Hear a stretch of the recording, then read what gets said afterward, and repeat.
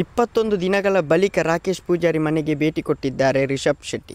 ಎಲ್ಲರಿಗೂ ಗಿರ್ಮಿ Kannada TV YouTube ಚಾನಲ್ಗೆ ಸುಸ್ವಾಗತ ಅಂತ ಹೇಳ್ತೇವೆ. ಶುರು ಮಾಡೋಕ್ಕಿಂತ ಮೊದಲು ಯಾರೆಲ್ಲ ನಮ್ಮ ಯೂಟ್ಯೂಬ್ ಚಾನಲ್ ಮೊದಲು ನೋಡ್ತಿದ್ರಿ ಅವರೆಲ್ಲರೂ ಸಬ್ಸ್ಕ್ರೈಬ್ ಮಾಡ್ಕೊಳ್ಳಿ ಮತ್ತು ಪಕ್ಕದಲ್ಲಿರೋ ಬೆಲ್ಲೈಕನ್ನು ಪ್ರೆಸ್ ಮಾಡಿ. ಕಿರುತೆರೆ ಮತ್ತು ಸಿನಿಮಾಗಳಲ್ಲಿ ಖ್ಯಾತಿ ಗಳಿಸಿದ್ದ ನಟ ರಾಕೇಶ್ ಪೂಜಾರಿ ನಿಧನರಾಗಿ 21 ದಿನಗಳು ಕಳೆದಿದೆ. ಕಾಮಿಡಿ ಕಿಲಾಡಿ ಶೋ ಮೂಲಕ ಮನೆ ಮಾತಾಗಿದ್ದ ಅವರ ನಿಧನಕ್ಕೆ ಅಭಿಮಾನಿಗಳು, ಆಪ್ತರು, ಸೆಲೆಬ್ರಿಟಿಗಳು ಕಂಬನಿ ಮಿಡಿದ್ದರು. ಕಾಂತಾರ ಚಾಪ್ಟರ್ 1 ಸಿನಿಮಾದಲ್ಲಿ ಕೂಡ ರಾಕೇಶ್ ಪೂಜಾರಿ ಅವರು ನಟಿಸುತ್ತಿದ್ದರು.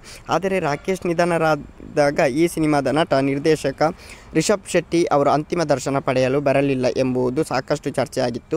ಈಗ ರಾಕೇಶ್ ಪೂಜಾರಿ ಅವರ ಮನೆಗೆ ರಿಷಬ್ ಶೆಟ್ಟಿ ಭೇಟಿ ನೀಡಿದ್ದಾರೆ. ರಾಕೇಶ್ ಪೂಜಾರಿ ನಿಧನರಾಗಿ 21 ದಿನಗಳ ಕಳೆದ ಬಳಿಕ ಅವರು ಮನೆಗೆ ಭೇಟಿ ಬಂದಿದ್ದಾರೆ. ಜೂನ್ 2ರಂದು ರಾಕೇಶ್ ಪೂಜಾರಿ ಕುಟುಂಬಸ್ಥರಿಗೆ ರಿಷಬ್ ಶೆಟ್ಟಿ ಸಾಂತ್ವನ ಹೇಳಿದ್ದಾರೆ. ಈ ವೇಳೆ ಅವರ ಪತ್ನಿ ಪ್ರಗತಿ ಶೆಟ್ಟಿ ಕೂಡ ಸಾಥ್ ನೀಡಿದರು. ಉಡುಪಿ ಹುಡ್ಡೆಯಲ್ಲಿ ರಾಕೇಶ್ ಪೂಜಾರಿ ಮನೆ ಇದೆ. ಅಲ್ಲಿ ರಾಕೇಶ್ ತಂಗಿ ಮತ್ತು ತಾಯಿ ವಾಸವಾಗಿದ್ದಾರೆ. ಅಲ್ಲಿಗೆ ರಿಷಬ್ ಶೆಟ್ಟಿ ಸಾಂತ್ವನ ಹೇಳಿದರು ಅಂತಲೇ ಹೇಳ್ಬೋದು. ಓಕೆ ಗೈಸ್, ಮುಂದೆ ಸಿಗೋಣ. ಅಲ್ಲಿವರೆಗೆ ಲೈಕ್, ಶೇರ್, ಸಬ್ಸ್ಕ್ರೈಬ್ ಮಾಡಿ ಅಂತ ಹೇಳ್ತಾ ಲವ್ ಯು ಸೋ ಮಚ್.